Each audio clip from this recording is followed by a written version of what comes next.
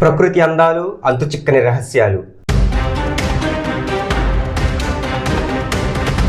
మనం చూసే ప్రతి అందం వెనక ఒక తీరని విషాదం ఉంటుంది.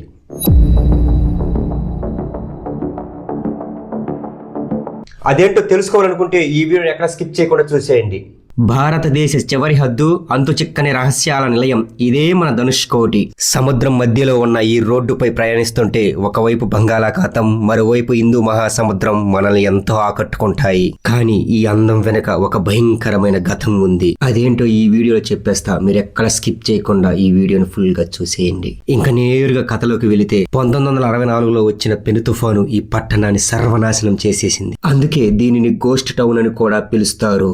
ఇక్కడ కనిపిస్తున్న చర్చ్, రైల్వే స్టేషన్ ఆనాటి విషాదానికి సజీవ సాక్ష్యాలు. మరోవైపు ఇక్కడ నుండే శ్రీరాముడు నిర్మించిన రామసేతు ప్రారంభమవుతుంది. ఇదిగో ఇది కనిపిస్తుంది చూశారు, ఇది ఆనాటి చర్చి. అప్పుడు 1964లో వచ్చిన తుఫాను వల్ల ఇక్కడ ఉన్న ఊరు సముద్రంలో మునిగిపోయింది. అప్పటి నుంచి ఇక్కడ ఎవరు నివసించకూడదు అని ఇక్కడ తమిళనాడు గవర్నమెంట్ ఆదేశించింది. ఆ ఆదేశ ప్రకారం పక్క ఊర్లో ఉండి నివసిస్తున్నారు. ఇక్కడ చిన్న చిన్న షాపులు అవి ఉన్నాయి. కొంచెం దీని వెనక ఒక సముద్రం ఉంది. అక్కడికి వెళ్ళి కూడా చూపిస్తాను విజువల్స్ ఎట్లా ఉన్నాయో. ఇక్కడ చిన్న చిన్న గవ్వలు, శంఖాలు మన టూరిస్టులు వస్తారని చెప్పి అమ్ముతున్నారు. ఇదిగో ఒకసారి చూడండి చర్చి లోపల ఎలా ఉన్నాయో. ఆ గోడలన్నీ పగిలిపోయి ఎప్పుడో ఎన్ని రాళ్ళు చూస్తుంటే ఇప్పుడు కాదు, ఎప్పుడో ఎన్ని 1964లో నిర్మించిన చర్చి అంట ఇది. ఒక తుఫాను వల్ల ఇలా మునిగిపోయింది కదా, అందుకే ఇలా ఉన్నాయి. ఇట్లా స్ట్రైట్ గా వెళితే వెనక సముద్రం ఉంటుంది. అక్కడ కూడా విజువల్స్ ఎలా ఉంటాయి చూద్దాం. ఆ సముద్రం లోపల 3 కిలోమీటర్ల దూరంలో ధనుష్కోటి అనే ఊరు మునిగిపోయిందని ఇక్కడ నివాసులు చెప్తున్నారు మనకి. ఈ ప్లేస్ లో ఎటు చూసిన సముద్రమే. నా వెనక సముద్రం ఉంది, నా ముందు సముద్రం ఉంది, మధ్యలో రోడ్డు వేశారు. సో ఇక్కడ చూశారు కదా, చిన్న చిన్న అంగళ్ళు పెట్టుకొని ఇలా జీవనోపాధిగా గడుపుతున్నారు. ఈ అందమైన విలేజ్ వెనక ఒక తీరని విషాదం ఉంది. అదే తుఫాను కానీ లేకుండా ఉంటే ఇక్కడ ఒక విలేజ్ ఉండేది. ఈ ప్లేస్ ఎక్కడంటే మన రామసేతు వచ్చే దారిలో ఫస్ట్ ఇదే తగులుతుంది. దీన్ని చూసుకొని తర్వాత రామసేతుకి వెళ్తాము. ఈ విలేజ్ పేరు ధనుష్కోటి అంటే. ఇది మనం చూసేది రామసేతు. అక్కడ 4 సింహాల బొమ్మ ఉంటుంది చూడు, అది రామసేతు. ఇది ధనుష్కోటి అంటున్నాడు. ఇక్కడ ఊరేమి లేదు అని అనుకుంటున్నారు కదా. ధనుష్కోటి అనే విలేజ్ సముద్రంలో 3 కిలోమీటర్ల లోపల మునిగిపోయిందని ఇక్కడ చెప్తున్నారు నివాసులు. మేము ఆల్రెడీ కనుక్కున్నాము. అది ఒక సముద్రం అయితే అదే. దగ్గరికి వెళ్ళి చూద్దాం రండి. ఒకప్పుడు ఇదంతా ఊరు, ఒక పెద్ద ఊరు. దీంట్లోనే రైల్వే స్టేషన్, చర్చి, ఇంకా చిన్న చిన్నవన్నీ చాలా ఉండేవి. ఇప్పుడు ప్రస్తుతానికి చర్చి మాత్రమే ఉంది. చాలా మంది ఇక్కడ రైల్వే స్టేషన్ కూడా ఉంది అని అంటున్నారు. అదంతా అబద్ధము. ఇక్కడ ఉన్నది ఓన్లీ ఒక చర్చి ఉంది. రైల్వే స్టేషన్ మునిగిపోయింది. సో ఫ్రెండ్స్, ధనుష్కోటి ఇక్కడ నుంచి 3 కిలోమీటర్లు అంట. లోపల సముద్రంలో మునిగిపోయిందంట. సో ఇక్కడ కొంతమంది అడిగితే ఈ విధంగా మనకి సమాచారం ఇచ్చారు. ఒకప్పుడు ధనుష్కోటిని ఇప్పుడు గోస్ట్ టౌన్ గా పిలుస్తున్నారు. గోస్ట్ టౌన్ అని పేరు ఎందుకు వచ్చిందంటే తుఫాను వల్ల ఎన్నో ప్రాణాలు కోల్పోయిన విలేజ్ ఇది. అందుకని దీన్ని గోస్ట్ టౌన్ గా పిలుస్తున్నారు. ఇక్కడ ఎవరు నివసించడానికి లేదు, ఒక్క ఇల్లు కూడా లేదు. ఇక్కడ చిన్న చిన్న షాపులు తప్ప. ఇదిగో ఇక్కడ చూసినట్లయితే ఒక చిన్న బోర్డు మీద ఈ విలేజ్ లో ఇదివరకు ఏమేమి ఉండేయో మొత్తం చూపిస్తున్నారు. Dhanushkodi old city 1964, Ramar temple, old church, medical college, house temple, old post office, houses, temples, ఇంకా చాలా ఉండేవంట. ఇవన్నీ ప్రస్తుతానికి అయితే ఏమీ లేవు. ఇదిగో ఈ ఓల్డ్ చర్చి వరకే మిగిలింది. మిగతా మొత్తం మునిగిపోయాయి. ఒకసారి మొత్తం పరిశీలించండి ఎలా ఉందో చూడండి. ఎంత ఎప్పుడో ఇవన్నీ మొత్తం ఇసుకే. ఎటు చూసిన సముద్రమే. సముద్రం మధ్యలో ఈ ఊరుంది. సో ఫ్రెండ్స్, ఇక్కడతో ధనుష్కోటి కథ అయితే ముగిసిపోయింది. ఇంకా నెక్స్ట్ రామసేతు గురించి చెప్తాను. ఇక్కడ నుంచి రామసేతు ఒక 2 కిలోమీటర్లు ఉంటుంది. ఇదిగో మేము రోడ్లో పోతున్నాం. ఇటుపక్క సముద్రమే, మధ్యలో మేము ఉన్నాము. ఒకవైపు బంగాళాఖాతం, ఇంకోవైపు హిందూ మహాసముద్రం. ఇక్కడ బంగాళాఖాతం నుంచి ఒక్క అల కూడా రాదు. హిందూ మహాసముద్రం నుంచి అయితే అలలు విపరీతంగా వస్తుంటాయి. ఈ ప్రదేశాన్ని చూడటానికి జనాలు ఎక్కడెక్కడి నుంచో తండాలుగా వస్తున్నారు. ఇదిగో ఇప్పుడు మీరు చూస్తున్నది బంగాళాఖాతం. ఒక్క అల కూడా లేదు. మీరు ఎంత ఎతికినా ఒక్క చిన్న అల కూడా కనిపించదు. రోడ్డుకి అవతల వైపు హిందూ మహాసముద్రం ఉంది. ప్రస్తుతానికి నేను ఇటువైపు ఉన్నాను కాబట్టి బంగాళాఖాతం చూపిస్తున్నాను.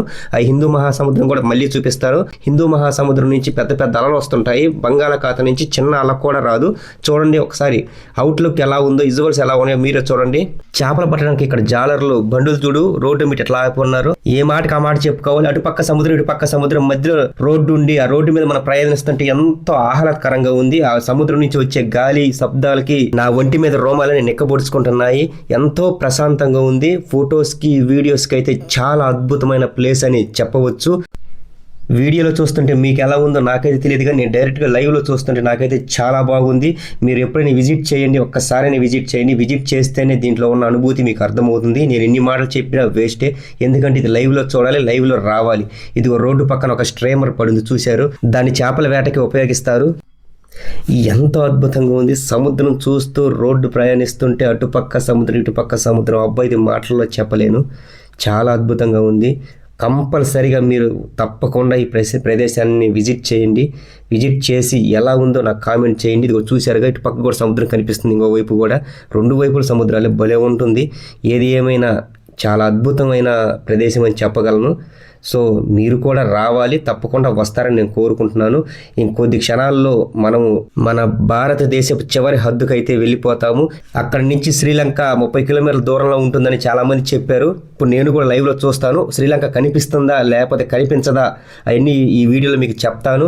అక్కడి నుంచి మళ్ళీ రామసేతు కూడా మొదలైంది, అక్కడి నుంచి ఆ రామసేతు బ్రిడ్జి కూడా ఉందా లేదా ఈ వీడియోలో మీకు ఫుల్గా చెప్పేస్తాను. ఉన్నట్లుగా నిజం చెప్పేస్తాను ఫ్రెండ్స్, మీరు ఎక్కడ స్కిప్ చేయకుండా చూసేయండి. సో ఫ్రెండ్స్, రామసేతుకు అయితే వచ్చేసాము. ఒక్కసారి చూడండి చుట్టుపక్కల ఆవరణలు ఎన్నున్నాయో, ఎన్నెన్నో బస్సులు, ఆటోలు, ఈ వాహనాలన్నీ టూరిస్టులు వేసుకొని వచ్చారు. ఇక్కడ బండ్లు చూస్తుంటే నిన్నున్నాయంటే ఇంక లోపల జనాలు ఎంతమంది ఉంటారో. కొంచెం ముందుకెళ్తే 4 సింహాల బొమ్మ ఉంటుంది, అదే భారతదేశం చివరి హద్దు. అక్కడి నుంచి శ్రీలంక ఎంత దూరం ఉందో చూద్దాము. మనం వెళ్లే దారిలో ఈ చిన్న చిన్న షాపులు, ఈ జనాలు చూడండి ఎంత మంది ఉన్నారో. ఇక్కడి నుంచే స్టార్ట్ అయింది, వెహికల్స్ అన్ని సైడ్ ఆపుకొని ఉన్నారు. చుట్టుపక్కల సముద్రమే, అటు సముద్రం ఇటు సముద్రం. అసలు వ్యూ చూడండి ఎంత అద్భుతంగా ఉందో. చిన్న చిన్న షాపులు, వెనక సముద్రం అది కనిపిస్తుంది చూసినా, అది హిందూ మహాసముద్రం అండి. ఇటు పక్క ఏమో బంగాళాఖాతం, ఇది చూసారా, ఇది బంగాళాఖాతం, అటు పక్క హిందూ మహాసముద్రం. ఈ రెండు సముద్రాలు ఏకమైన ప్లేసు మన భారతదేశ చివరి హద్దు. అది దగ్గరికి వెళ్ళి చూద్దాము రండి.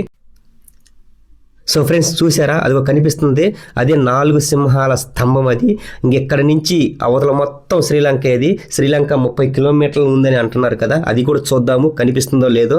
ఒక్కసారి ఈ ప్రదేశం చూడండి ఎంత అద్భుతంగా ఉందో. ఎక్కడెక్కడి నుంచో జనం వచ్చారు, వీడియోస్ ఫొటోస్ తీసుకొని వెళ్తున్నారు. చిన్న చిన్న డ్రోన్లు ఎగరేసి ఎక్కడెక్కడి నుంచో వచ్చి చూశారు. ఇదిగో మనం దగ్గరికి వెళ్తుంది బంగాళాఖాతం.